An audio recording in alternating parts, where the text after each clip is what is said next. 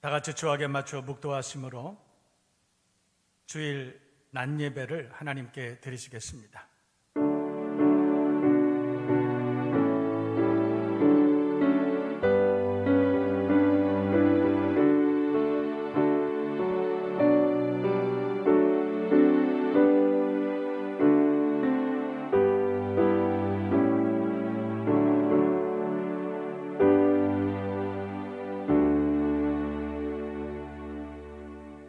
아버지께서는 이렇게 자기에게 예배하는 자들을 찾으시느니라.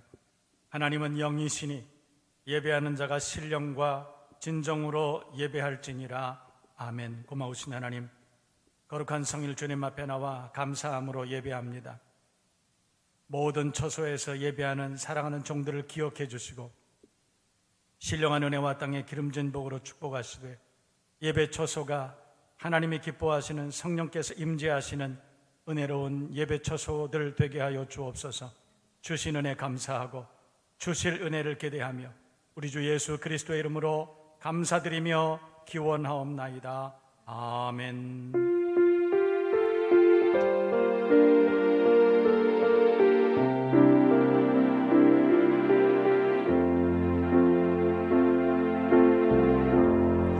지극히 높은 주님의 낮이 성소로 들어갑니다. 세상의 신을 덮고서 주 보좌 앞에 엎드리니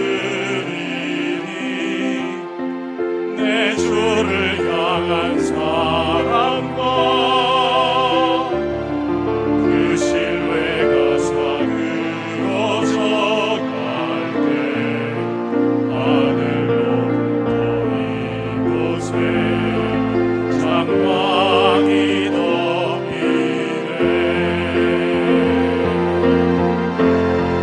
이곳을 덮으소서. 이곳을 비추소서. 내 안에 무너졌던 모든 소망 다 회복하리니 이곳을 지나소서. 이곳을 만지소서. 내 안에 죽어가는 모든 예외 다 살아나리라.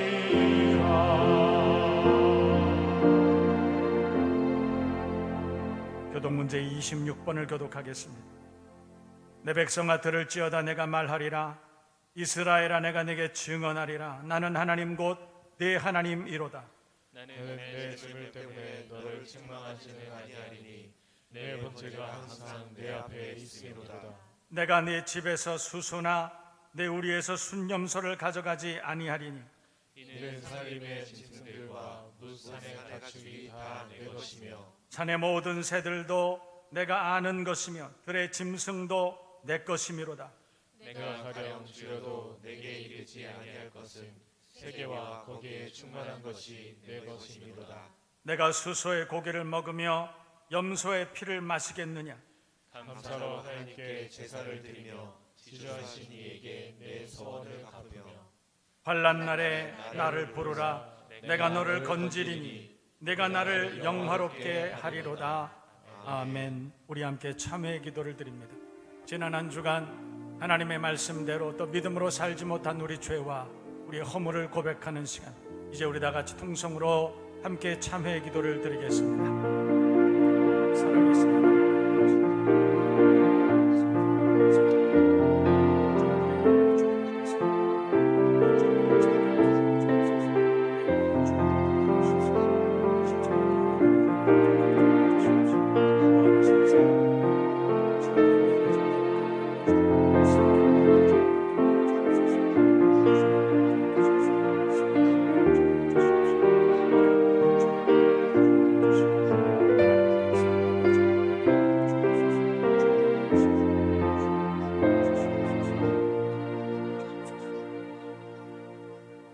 그러므로 그리스도 예수 안에 있는 자에게는 결코 정죄함이 없나니 이는 그리스도 예수 안에 있는 생명의 성령의 법이 죄와 사망의 법에서 너를 해방하였음이라.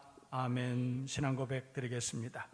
전능하사 천지를 만드신 하나님 아버지를 내가 믿사오며 그 외아들 우리 주 예수 그리스도를 믿사오니 이는 성령으로 잉태하사 동정녀 마리아에게 나시고 본디오 빌라도에게 고난을 받으사 십자가에 못 박혀 죽으시고 장사한 지 사흘 만에 죽은 자 가운데서 다시 살아나시며 하늘에 오르사 전능하신 하나님 우편에 앉아 계시다가 저리로서 산 자와 죽은 자를 심판하러 오시리라.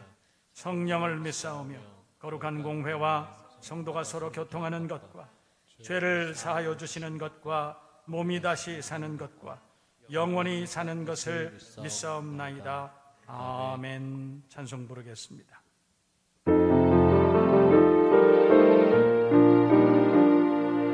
인들의 마른 꿀같이 시들은 나의 영혼 주님의 허락한 성령 간절히 기다리네 가을원의 마른 땅에 단비를 내리시네 성령의 단비를 새 생명 주옵소서 살가운 빗소리 들려 상처린 춤을 추네 봄비로 내리는 성령 내게도 주옵소서 가물어내 마른 땅에 단비를 내리시네 성령의 단비를 부어 새 생명 주옵소서 절 따라 우로를 내려 조목이 무서가니 갈급한 내 심령 위에 성령을 부으소서 가물어 메마른 땅에 단비를 내리시네 성령의 단비를 부어 새 생명 주옵소서 참되신 사랑의 언약 어길 수 있사오냐 오늘의 흡족한 은혜 주실 줄 믿습니다. 가물어 메마른 땅에 단비를 내리시네 성령의 단비를 부어 새 생명 주옵소서.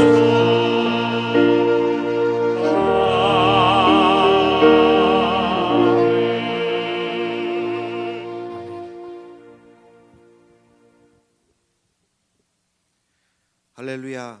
전능하신 하나님 아버지를 찬양하며 존귀와 영광을 올려드립니다. 오늘도 거룩한 주일을 우리에게 주신 은혜에 감사를 드립니다. 세상의 혼란한 상황 가운데 지켜주신 은혜와 아픔과 고난 가운데서 보호하여 주신 그 크신 주님의 은혜에 감사를 드립니다. 또한 구원의 하나님을 찬양합니다. 우리의 공급자 되시며 축복의 권능자 되신 하나님, 하루하루 주시는 말씀 묵상하며 감사의 신앙인이 되길 원합니다. 평강과 치료의 하나님, 질병에서 나음을, 부족한 가운데 만족을 주시며 고난 가운데 평강을 주옵시고 연단 가운데 순금으로 나타나는 우리가 되게 하여 주시옵소서. 우리들 교회를 예비하신 주의 섭리를 보길 원합니다. 지금은 멀리 이곳저곳에서 예배를 드리나 곧 주님의 피값으로 세우신 몸된 교회 안에서 축복하며 믿음을 나누고 교제할 수 있는 놀라운 주님의 사랑을 속히 경험하게 하여 주시옵소서. 예배의 태도를 다시 한번 상고하게 하여 주시고 마음과 뜻과 정성과 힘을 다하여 드리는 진정한 예배될 수 있도록 축복하여 주시옵소서. 교회를 향한 핍박이 사라지고 참 그리스도인이 선한 영향력을 발휘할 수 있도록 스스로 자정하고 온 나라의 위정자들이 주를 두려워하게 하시고 분열과 미움과 불평이 사라지고 자리 잡은 질병이 속히 떠나가 주의 백성의 삶을 살 수 있도록 주님 은혜 허락하여 주시옵소서. 이 시간 우리 위에 단위에 세우신 담임 목사님을 축복하여 주시길 원합니다. 영육간의 강건함을 더하시고 목회적 사명 가운데 동행하시며 모든 행사 가운데 형통의 길로 인도하여 주시고 입술에 권능을 더하시며 말씀 안에 성령의 은사가 차고 넘치게 하여 주시옵소서. 함께 하시는 사모님과 전도사님들께도 하나같이 은총을 베푸사 온 사역 가운데 기쁨과 소망과 은혜의 강이 넘치게 하여 주시옵소서. 주시는 말씀이 우리의 골수를 쪼개어 영원한 하늘의 소망을 바라게 하시며 간구하며 드리는 기도에 속히 응답하여 주시옵소서. 주님께 쓰임받는 거룩히 구별된 자 되길 원하오며 이 모든 말씀을 살아계신 예수님의 이름으로 감사하며 기도드리옵나이다. 아멘.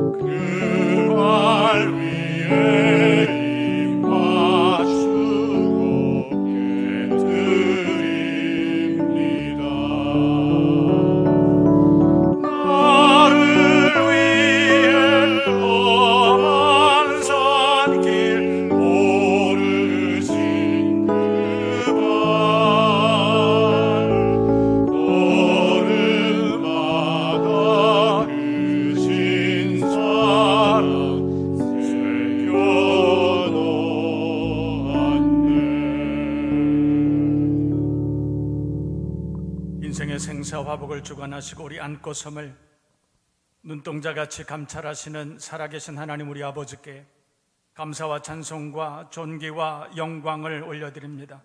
주님 앞에 예배할 때에 빈손으로 오지 아니하고 주님 앞에 귀한 예물을 구별해서 주님께 드립니다. 이 예물을 흠양하여 주옵시되 드리는 사랑하는 종들 가정과 산업과 직장과 학업 위에 은혜 위에 은혜를 더해 주시되 신령한 은혜와 땅에 기름진 복으로 축복하시고 선한 소원 기도의 제목들마다 기억하시고 속히 이루어 주심으로 주님 오시는 날까지 주님과 동행할 수 있는 믿음의 사람들 되게 하여 주옵소서. 성가대 기학부에서 또 꽃꽂이로 주방에서 안내로 차량을 운행하고 봉사하며 방송실 교사, 셀장 교역자, 전도자 수고하는 모든 종들의 수고가 아름다운 열매 되게 하여 주옵시되 우리는 무익한 종이라 우리가 마땅히 해야 할 일 했을 뿐이라 고백할 수 있는 지혜자들 되게 하여 주옵소서. 종들의 수고와 헌신을 통해서 주의 몸된 교회가 평안하여 든든히 세워져 갈 수 있도록 인도하여 주옵시고 주님 홀로 영광을 받아 주시옵소서. 군문에 있는 사랑하는 자녀들과 해외에 있는 교우들과 출타 중에 있는 교우들 또 가정마다 또 직장에서 일터에서 함께 예배하는 사랑하는 종들 어디에 있든지 오늘 이 시간 이 예배를 기억하게 하시고 우리와 같은 은혜 은총을 더하여 주시옵소서. 특별히 병상에 누워 신음하는 교우들이 있습니다. 코로나 어려운 시절을 맞이해서 경제적으로 또 여러 가지 어려운 문제들을 가지고 주님 앞에 눈물로 기도하는 종들이 있습니다. 주님 찾아가 주시고 모든 질병 문제들이 예수님의 이름으로 떠나가게 하여 주시옵시고 너희가 믿으면 내 영광을 보리라 말씀하여 사오니 주의 영광 보게 하여 주옵소서. 어려운 때일수록 처음 믿음 처음 사랑 가지고 주님 앞에 더 가까이 나아갈 수 있는 우리들 되게 하여 주옵시고 종들의 수고와 종들의 헌신과 신앙 고백을 통해서 이 땅에 하나님의 나라가 확장되며 임하게 하여 주시옵소서. 오늘도 주실 은혜를 기대합니다. 주님 함께하여 주실 길을 원하옵고 우리 주님 예수 그리스도의 이름으로 감사하며 축복하며 기도하옵나이다. 아멘.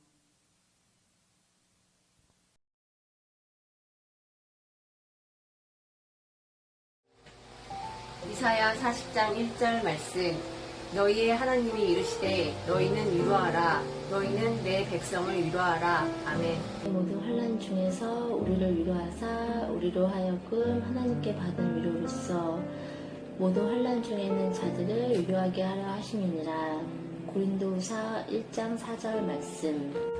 도가니는 은을, 풀무는 금을 연단하거니와 여호와는 마음을 연단하시느니라. 잠언 17장 3절 말씀.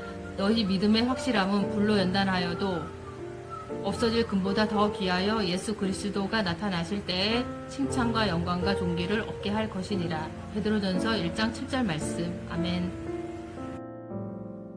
사랑하는 자들아, 너희를 연단하려고 오는 불시험을 이상한 일 당하는 것 같이 이상히 여기지 말고 오히려 너희가 그리스도의 고난에 참여하는 것으로 즐거워하라. 이는 그의 영광을 나타내실 때에 너희로 즐거워하고 기뻐하게 하려 함이라. 베드로전서 4장 12절 13절 말씀. 아멘. 시편 42편 5절 말씀. 내 영혼아, 내가 어찌하여 낙심하며 어찌하여 내 속에서 불안해하는가. 너는 하나님께 소망을 두라. 그가 나타나 도우심으로 말미암아 내가 여전히 찬송하리로다. 아멘. 우리의 소망이나 기쁨이나 자랑의 면류관이 무엇이나 그가 강림하실 때 우리 주 예수 앞에 너희가 아니냐. 데살로가니전서 2장 19절 말씀. 인내는 연단은 소망을 이뤄낼 줄이라. 로마서 5장 4절 말씀. 예레미야 29장 11절 말씀. 너희를 향한 나의 생각을 내가 아나니 평안이요 재앙이 아니니라. 너희에게 미래와 희망을 주는 것이니라. 아멘.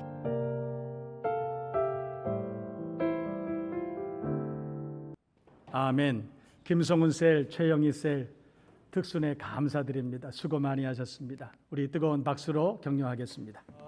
교회 소식란을 보시면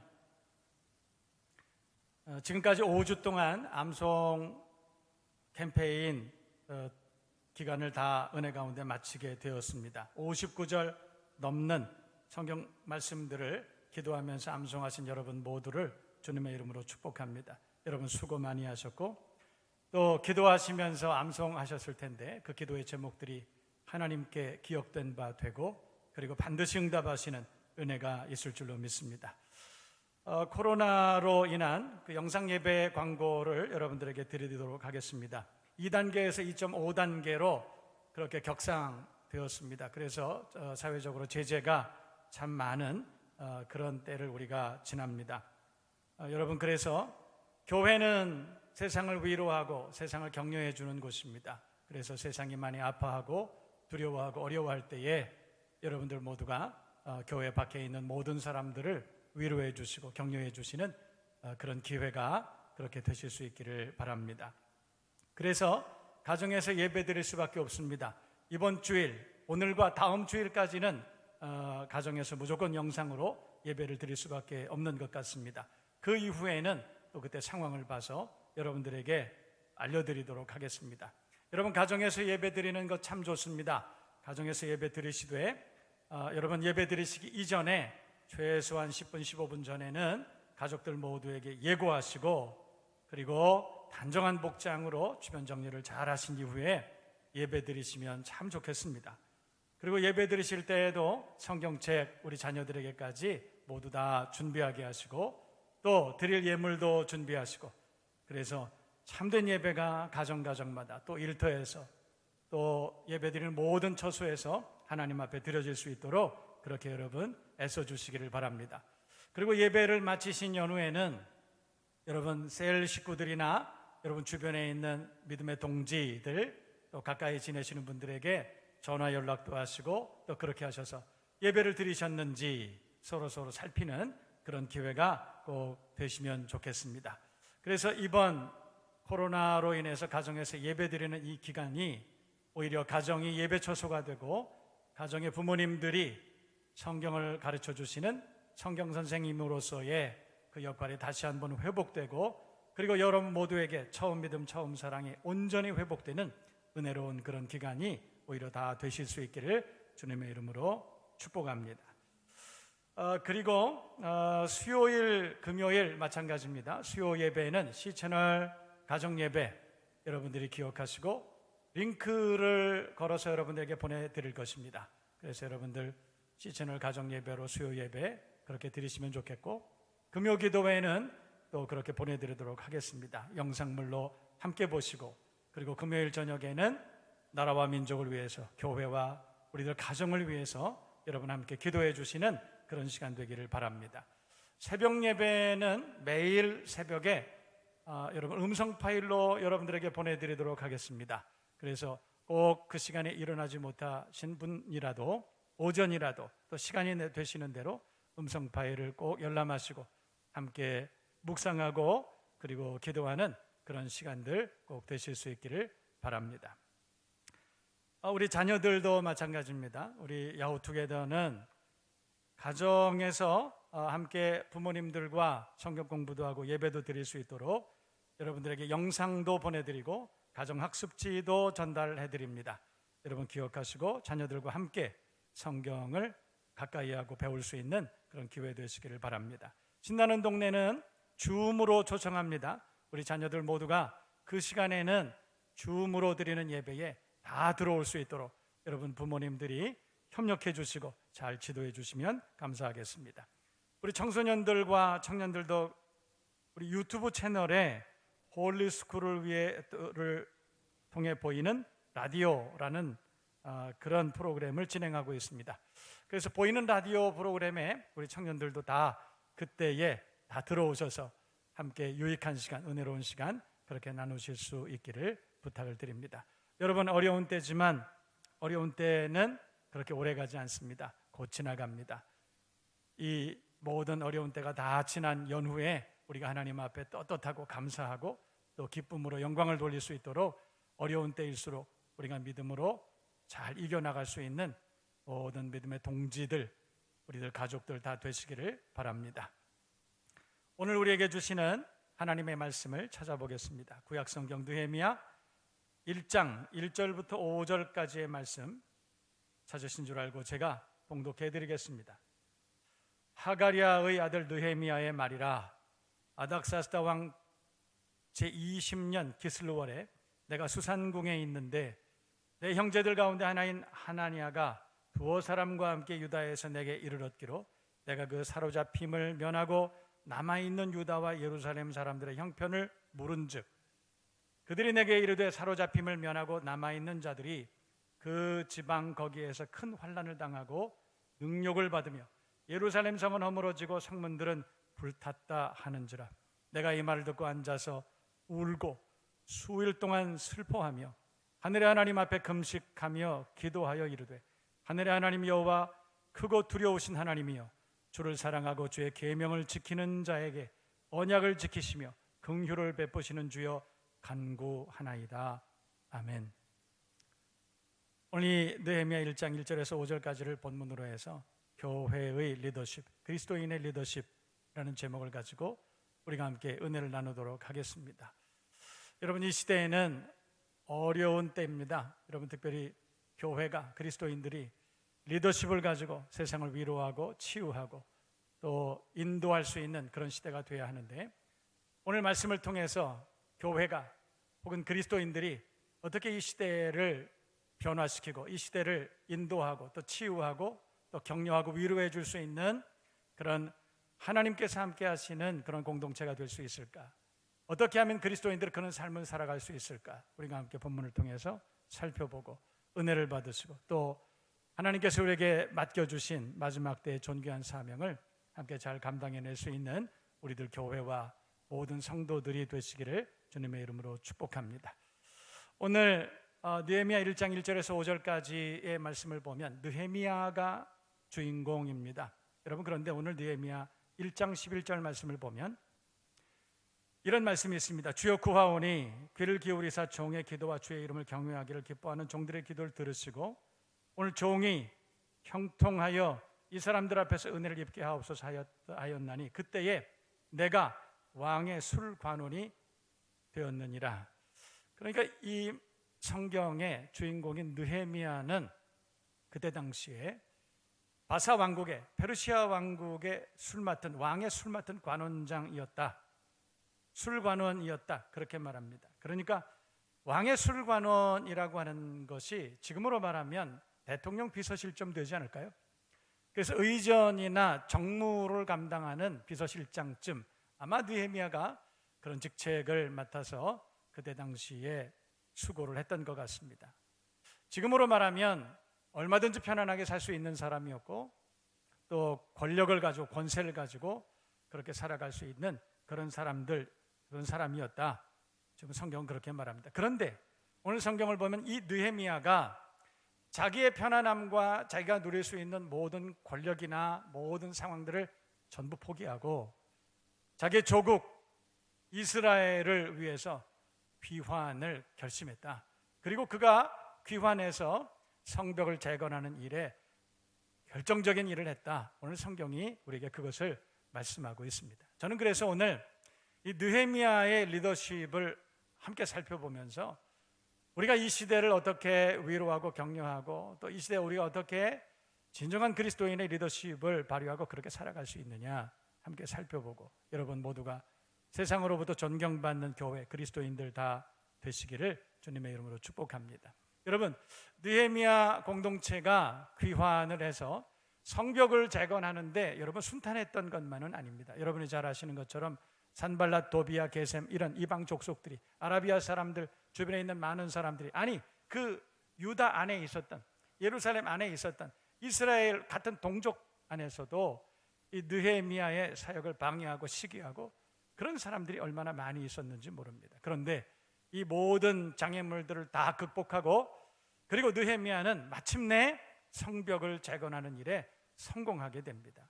여러분, 그래서 이 느헤미야의 리더십을 우리가 함께 살펴보면서 우리도 이 시대에 느헤미야 같이 하나님 앞에 귀하게 쓰임받는 지혜롭게 이 시대를 지도할 수 있는 믿음의 사람들로 그렇게 되기를 주님의 이름으로 축복합니다.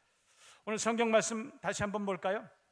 2절 말씀을 보면 느헤미야는 내 형제들 가운데 하나인 하나니가 두어 사람과 함께 유다에서 내게 이르렀기로 내가 그 사로잡힘을 면하고 남아있는 유다와 예루살렘 사람들의 형편을 물었다.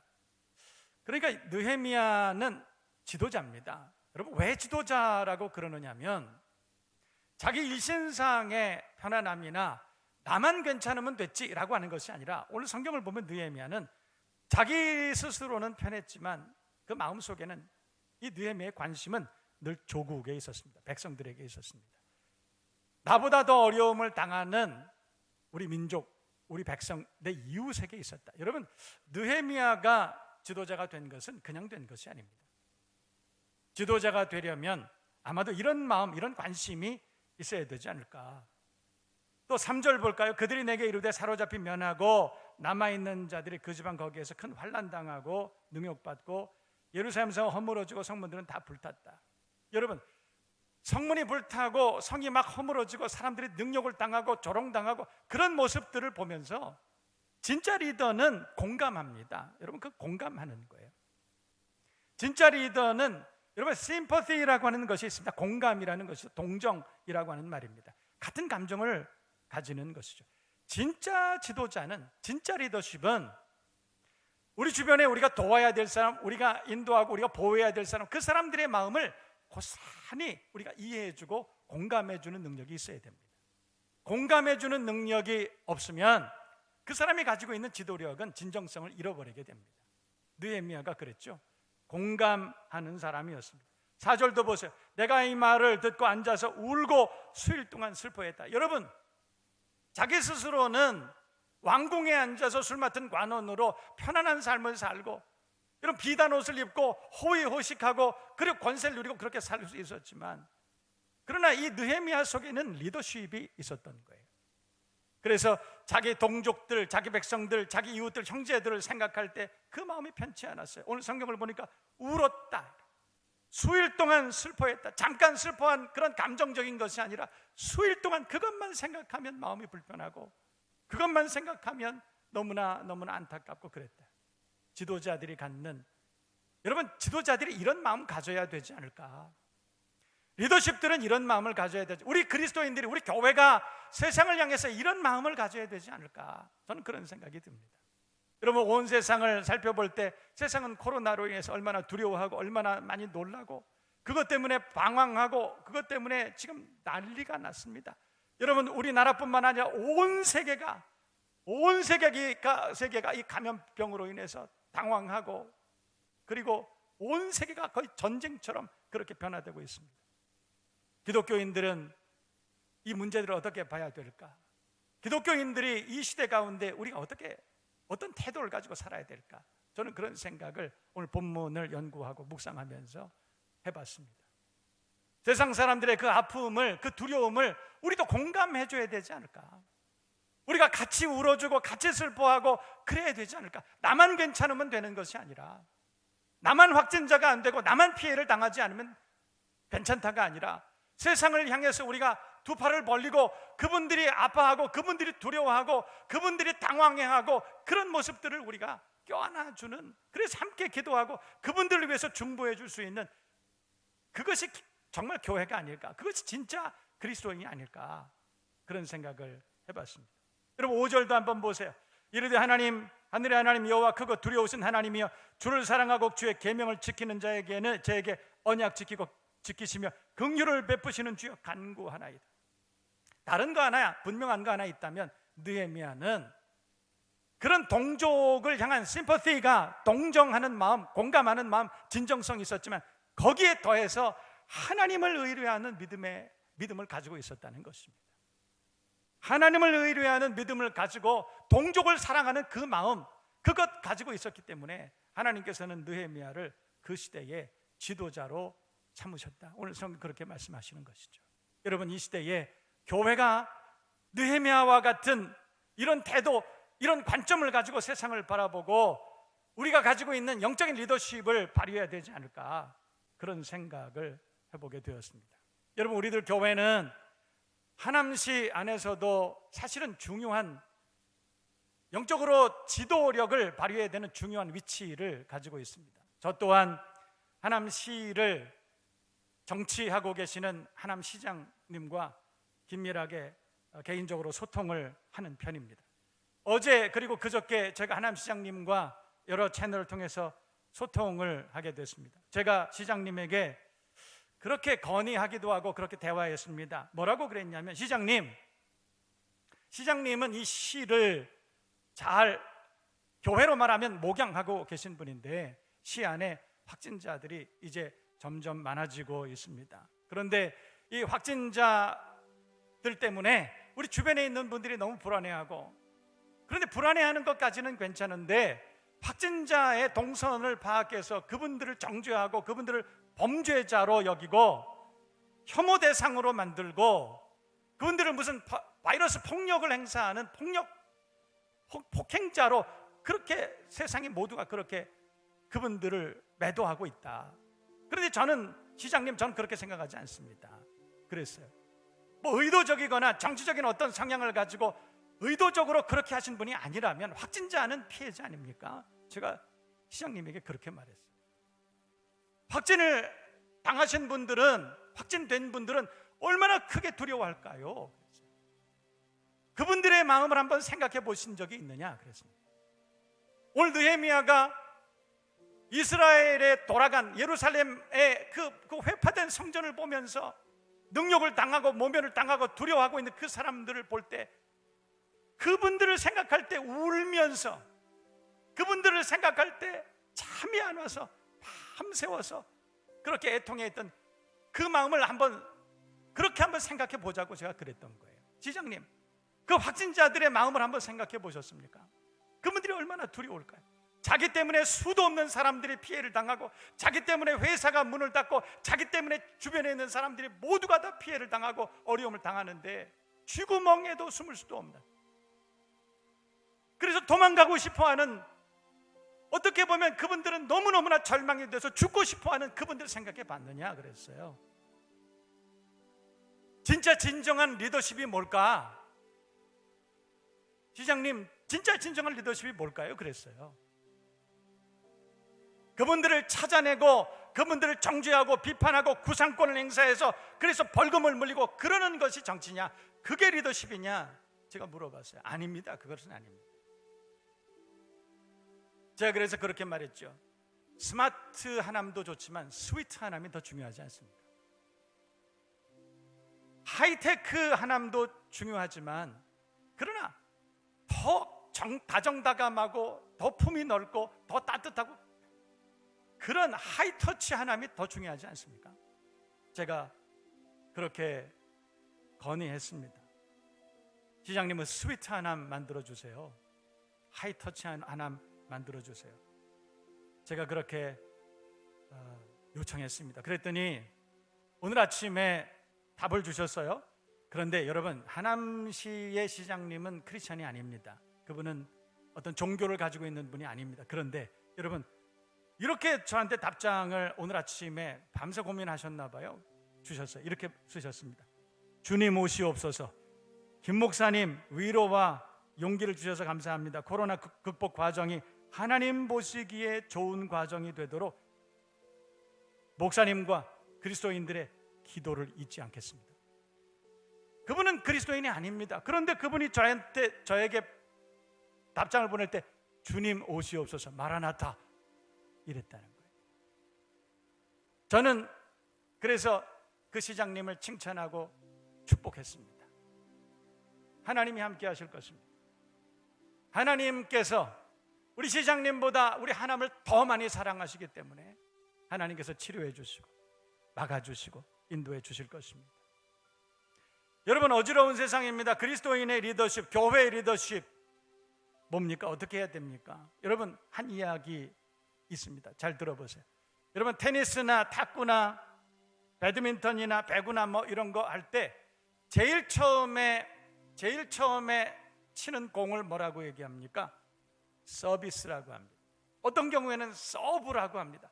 서브를 넣으라 이렇게 얘기합니다. 서비스를 하라 이렇게 얘기합니다. 그런데 여러분, 왜 처음 공을 서비스나 서브라고 하는지 아세요? 유럽의 프랑스에는 테니스 되기 전에 전신이었던 한 종목이 있었습니다. 테니스와 거의 유사한 그런 종목이죠. 거의 비슷한 룰을 가지고 있습니다. 그런데 여러분, 처음에 그 운동은 귀족들의 운동이었습니다. 그런데 귀족들이 공을 치다 보니까 공이 중구난방 막 날아다니는 거예요. 그러다 보니까 이 귀족들이 공 주스러 가기가 그게 쉽지 않으니까 종들이 그 공을 주워다 줬습니다. 여러분, 종들이 그 공을 주워다가 주인이 치기 쉽도록 가져다 주는 거예요. 여러분, 생각해 보십시오. 종들이 주인에게 공을 가져다 주는데 던져주겠습니까? 종들이 주인에게 공을 가져다 주는데 그걸 가지고 어떻게 갖다 주겠습니까? 최대한 공손하게 그 공을 주인에게 갖다 줬다는 거예요. 그래서 그것을 서비스라고 하는 거예요. 섬김이라고 하는 것입니다. 그래서 여러분, 지금도 탁구나 배구나 테니스나 배드민턴이나 그런 것을 할 때 제일 첫 번째 공을 서비스라고 하는 거예요. 여러분, 그래서 여러분, 처음에 모든 스포츠가 그랬습니다. 이 서비스는 상대방이 잘 받을 수 있도록 주는 것이 서비스예요. 그런데 지금은 그것이 많이 퇴색됐습니다. 서비스를 어떻게 해서라도 난해하게 해서 상대방이 받지 못하도록 그렇게 만든 것이 요즘의 스포츠 경기가 아닌가. 다시 말해서 스포츠의 정신이 훼손된 것입니다. 실제로 모든 스포츠는 상대방이 그 공을 잘 받을 수 있도록 하는 것이 그게 스포츠 정신입니다. 서비스죠. 섬기는 것입니다. 그래서 만약에 상대방이 내가 공을 줬는데 그것을 받지 못했다, 그러면 그건 누구 잘못이에요?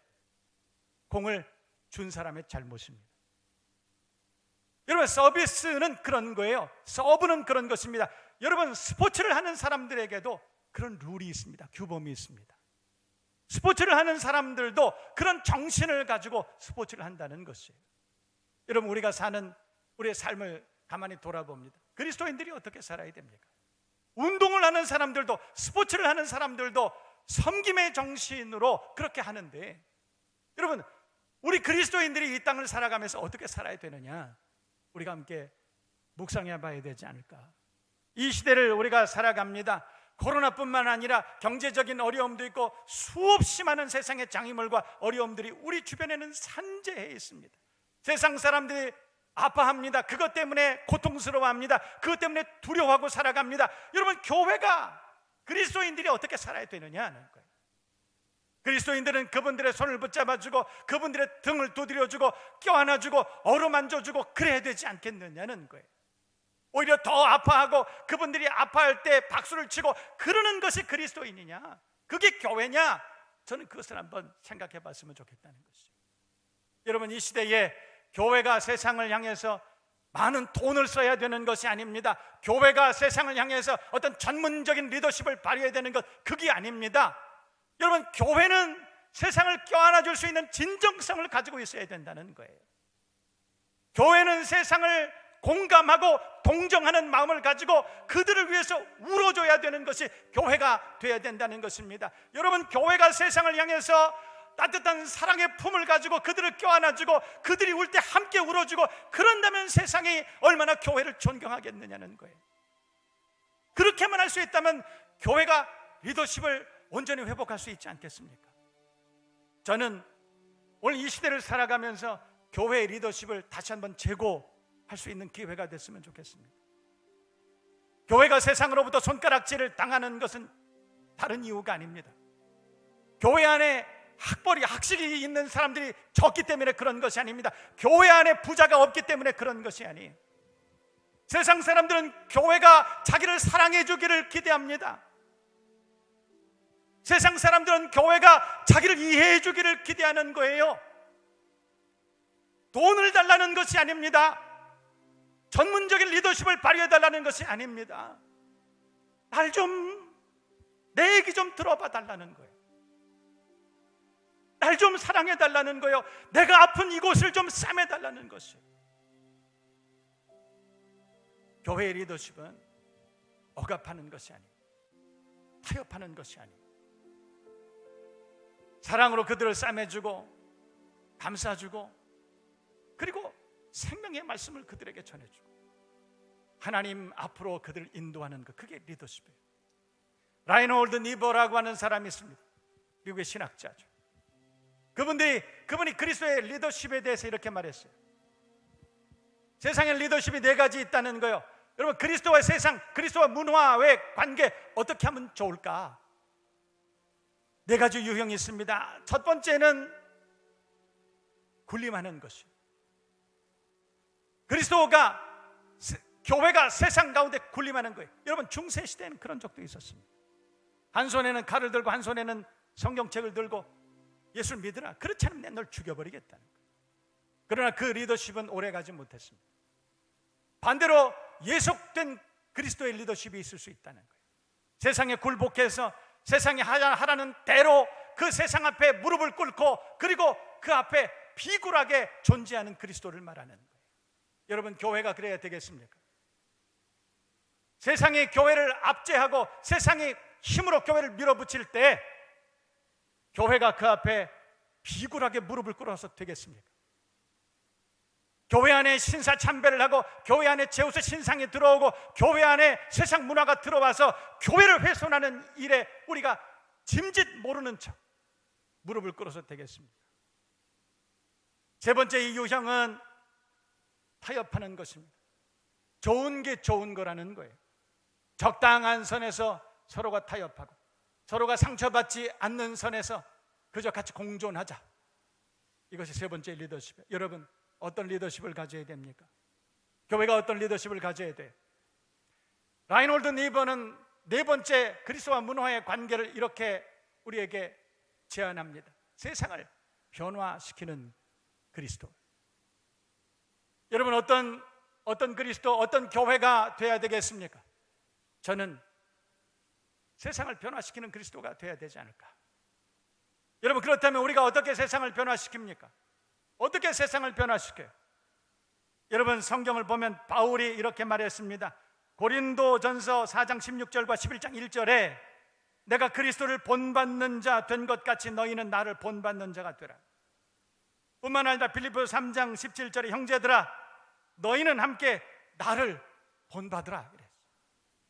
여러분, 바울은 나를 본받으라는 거예요. 내가 예수를 본받는 것 같이 너희도 나를 본받으라고 그러는 거예요. 여러분, 바울이 왜 그런 얘기를 했을까요? 뭘 본받으라고 그랬을까요? 공손함이죠. 진정성입니다. 세상을 동정하는 그 마음을 가지는 것을 본받으라. 남을 배려하고 존중하는 것을 본받으라. 남 탓이 아니라 자신을 먼저 돌아보는 그 태도를 본받으라. 그런 것입니다. 우리가 그 기독교인의 크리스찬의 리더십을 우리가 가지고 있을 때 세상은 비로소 우리를 존경하게 될 것입니다. 거룩한 본을 보이십시다. 어려울 때일수록 본을 잘 보이십시다. 그러면 하나님께서 여러분들을, 저와 여러분 모두를 축복하시고 인도해 주시고 이 시대를 이끌어갈 수 있는 훌륭한 지도자로 우리 하나님께서 세워주실 것입니다. 여러분, 우리가 공손하고 남을 배려하고 존중해주고 동정하고 남 탓이 아니라 자신을 먼저 돌아보고, 여러분, 그러는 게 쉬운 것 아니에요. 힘들 수 있습니다. 그렇게 하는 것이 그렇게 쉽지 않을 수 있습니다. 손해볼 수 있습니다. 그렇게 해서 우리가 손해를 볼 수도 있고 우리가 욕 좀 먹을 수도 있습니다. 여러분, 그래도 괜찮습니다.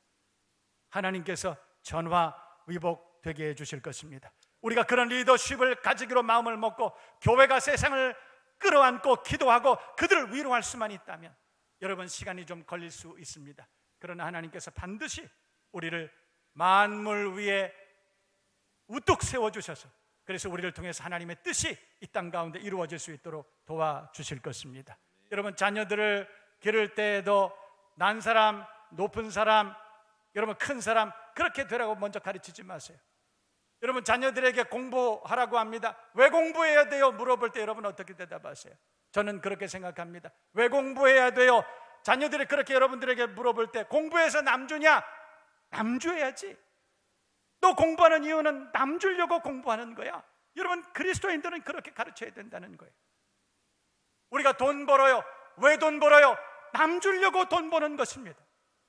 그것이 진정한 교회, 진정한 그리스도인의 삶이라고 성경은 우리에게 가르쳐주고 있는 것입니다. 여러분, 왜 리더가 돼야 됩니까?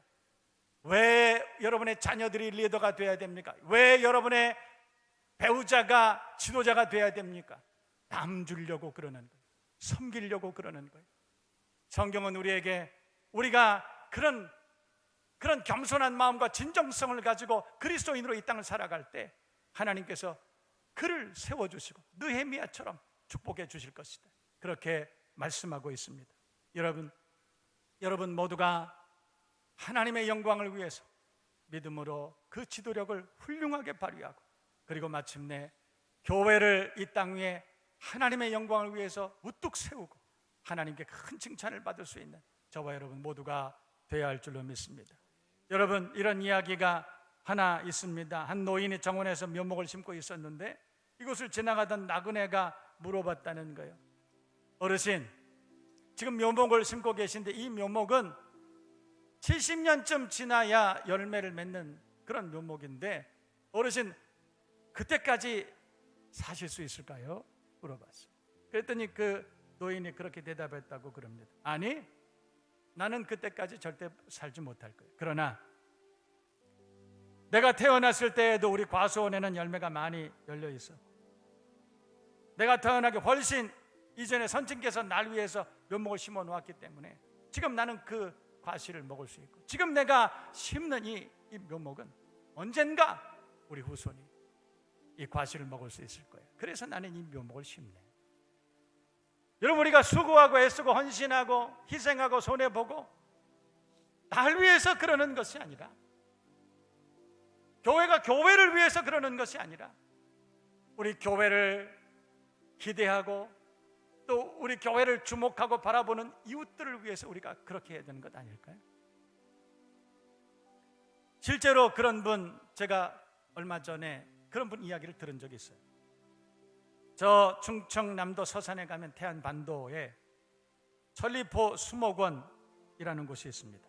무척 아름답게 조성된 그런 정원입니다. 얼마나 아름다운 정원인가 하면 숲의 명예전당에 이름을 올릴 정도로 아름다운 곳입니다. 그런데 그곳에 가서 팻말을 하나 봤습니다. 설립자 이름이 민병갈입니다. 민병갈. 특이하죠. 이름이 너무 특이해요. 그래서 제가 자세히 그 역사를 자세히 제가 다 읽어봤습니다. 그랬더니 민병갈, 그분이 서양 사람이더군요. 이름이, 본래 이름은 칼 밀러였습니다. 그래서 민병갈 이렇게 이름을 썼던 것 같습니다. 그분은 1945년 미 24군단 정보장교로 한국 땅에 오셨던 분입니다. 한국 전쟁 이후에 대한민국이 너무 좋은 거예요. 그래서 귀국하지 않고 그냥 눌러 사셨습니다. 그러다 1962년도에 지금 그 천리포 수목원 땅을 매입했습니다. 왜 그랬느냐? 나무를 심으려고요. 그때 당시에 전쟁 이후에 대한민국 땅이 너무 피폐한 거예요. 그래서 그분은 그곳에 나무 심기, 민둥산 살리기, 이 운동을 그분이 시작을 했습니다. 그리고 1979년도에는 영구 귀화를 결심했습니다. 한국 사람 된 거죠. 언제나 한국을 얘기할 때는 그분은 항상 우리나라라고 그렇게 얘기했다는 일화가 있습니다. 우리나라. 그리고 평생 한복을 입고 그렇게 사셨습니다. 57년 동안 한국 땅에 사셨습니다. 그리고 한국 사랑을 마감하셨어요. 2002년도에 별세하셨습니다. 전리포에 그가 살던 한옥집 앞에 팻말이 있는데 제가 그것을 꼼꼼하게 다 읽어봤어요. 거기 이렇게 써 있었습니다. 나는 300년 뒤를 보고 수목원 사업을 시작했다. 나의 미완성 사업이 내가 죽은 뒤에도 계속 이어져 우리나라에 값진 선물로 남기를 바란다. 저는 그 글을 읽으면서 벽 안에 파란 눈을 가진 사람이 어려운 시절, 가장 어려운 한국전쟁 때 우리나라에 오셔서, 그래서 우리나라를 위해서 생명을 바쳐서 전쟁터에 나가서 싸우고, 그것도 모자라서 다 벌거벗겨진 그런 산에 민둥산 살리기 운동을 하고 나무를 심고, 그것도 모자라서 자기 이름을 민병갈, 한국식 이름으로 바꾸고 한복을 입고, 그리고 늘 얘기하기를 우리나라라고 얘기했다는 거예요. 진정성. 느헤미야처럼 내가 조국을 위해서 그것을 생각만 하면 눈물이 나와서 틈을 세워 울었다. 진정성 가진 것. 여러분, 민병갈 기억하세요. 그런 분들이 진짜 리더십 아닐까요? 진짜 그리스도인은 그런 분들 아닐까요? 진정성을 가진 것입니다. 동정하는 마음을 가진 것입니다. 그리고 그를 위해서 희생해도 좋아, 그렇게 결심한 것이죠. 여러분, 이 시대의 교회가 코로나 전국뿐만 아니라 이 코로나가 지나고 나서라도 이 시대 교회가 어떤 모습이 되어야 되느냐? 더 훌륭한 건물을 짓는 것도 좋은 일입니다. 다양한 목회 프로그램을 가지고 그렇게 교회가 존재하는 것도 훌륭한 일입니다. 여러분 모두가 경제적으로 풍요로운 삶을 살아가는 것도 참 바람직한 일입니다. 그러나 여러분, 우리가 그런 것을 가지고 교회가 세상으로부터 존경받을 수 있을까요? 교회가 전문적인 복지 시스템을 가지고 세상을 찾아간다고 해서 세상이 우리를 존경할까요? 저는 그런 생각을 해봤습니다. 여러분, 교회는 느헤미야처럼 세상을 생각할 때마다 가슴이 저리도록 울어야 됩니다. 세상의 코로나로 인해서 두려워하고 그것으로 인해서 서로 분쟁하고 편을 가르고 세상에 서로 싸우고 원망하고, 여러분 그런 이 시대를 살아갑니다. 그 중에 한 편이 돼서 그래서 서로 싸우고 욕하는 것이 아니라 이 일로 인해서 두려워하고 이 일로 인해서 편을 가르고 이 일로 인해서 서로 상처를 주는 세상을 향해서 그들을 위해서 울어줄 수 있는 그것이 교회가 돼야 되지 않을까? 그분들을 위해서 우리가 하나님 앞에 기도해야 되는 그런 사람이 돼야 되지 않을까? 저는 그런 생각을 해봤습니다. 그리스도인의 리더십, 교회의 리더십, 어떤 모습으로 살아야 될까요? 오늘 이 말씀을 우리가 함께 묵상하면서 여러분 모두가 주님과 동행하는 이 시대를 치유하는 치유자, 상처 입은 치유자 되시기를 주님의 이름으로 축복합니다. 여러분, 우리가 고난당하고 우리가 어려움을 당하고 우리가 하나님의 의를 위해서 핍박을 당할 때 주님은 보고 계시고 우리의 눈물을 닦아주시고 그리고 듣고 계시고 그리고 치료해 주시고 인도해 주실 것입니다. 걱정하지 마세요. 두려워하지 마세요. 하나님이 우리와 함께 하십니다.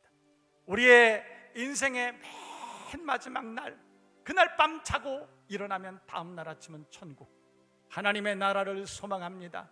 주님 이 땅에 주의 나라 임하게 하여 주옵소서. 우리의 기도가 되시기를 주님의 이름으로 축원합니다. 우리 다 함께 찬양하십시다.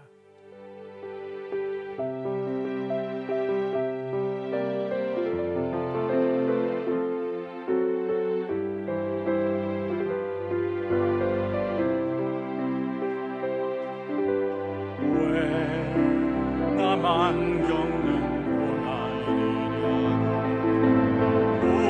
불평하지 마세요. 고난의 뒤편에 있는 주님이 주실 주고 미리 보면서 감사하세요. 너무 견디기 힘든 지금 이 순간에도 주님이 일하고 계시잖아요. 남들은 지쳐 앉아있을지라도 당신 마음은 일어서세요. 아멘. 힘을 내세요. 힘을 내세요. 주님이 손잡고 계시잖아요.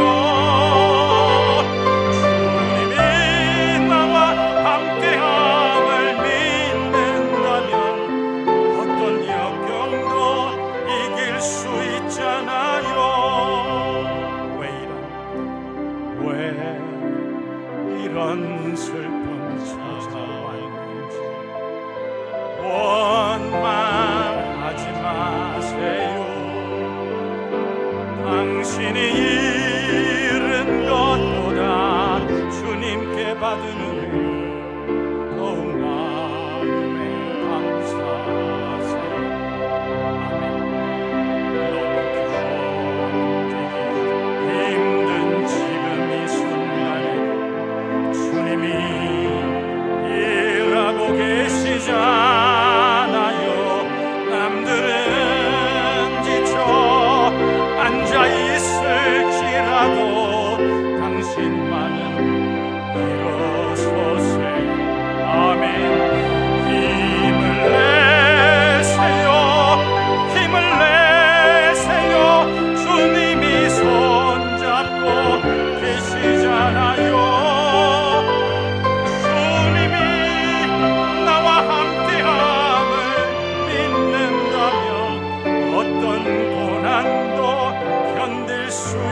하나요.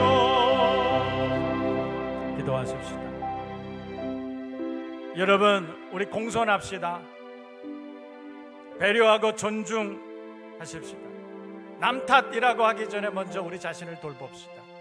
얼마나 아파하는지, 얼마나 힘들어하는지 우리가 그들을 위해서 기도해야 되지 않을까요? 눈물로 우리가 주님 앞에 기도해야 되지 않겠습니까? 교회는 세상에 돈을 주는 전문적인 어떤 사역을 그래서 인정받는 곳이 아니에요. 십자가 예수님과 같이 세상을 위해서 죽는 것입니다. 희생하고 손해보는 곳입니다. 울어주는 곳입니다. 능욕을 당하는 곳, 조롱당하는 곳입니다. 그러나 괜찮아요.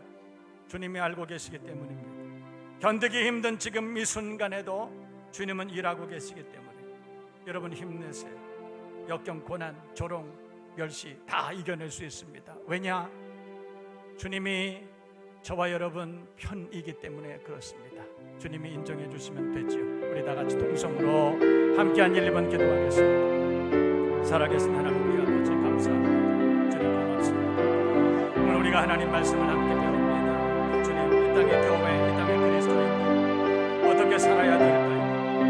가정들 어떻게 행복한 가정, 천국 같은 가정 되어야 할까요? 주님, 이 시간 너의 미아를 통해서 우리가 그 말씀 배우게 하여 주옵소서. 배우자를 이해하게 하여 주옵소서. 자녀들을 이해하게 해 주옵소서. 공정하게 하여 주옵소서. 위하여 울 수 있도록 하나님 우리에게 은혜를 베풀어 주옵소서. 이웃들을 위해서 우리가 울며 기도할 수 있도록 하나님 우리에게 은혜 베풀어 주옵소서. 주여 우리에게 공손한 마음 허락하여 주옵소서. 십자가 예수님의 마음 허락하여 주옵소서. 배려하고 존중하게 하여 주옵소서. 우리 자신을 성찰할 수 있도록 은혜 베풀어 주옵소서. 주님 홀로 영광 받아 주시옵소서. 역사여 주시옵소서. 이제는 십자가에 달려 죽으시고 우리를 위해서 우리를 구원하신 우리 주님 예수 그리스도 은혜, 아들 주시기까지 희생하시고 우리를 사랑하신 하나님 아버지 그 신사랑, 그 사랑, 그 은혜 깨닫게 하시는 성령님의 은혜가 오늘 말씀 듣고 교회는, 그리스도인들은, 우리 믿음의 가정들은 어떻게 살아야 되는지 믿음으로 결단하는 심령 가정마다 교회 위에 이제로부터 영원까지 함께 계시기를 간절히 축원하옵나이다. 아멘.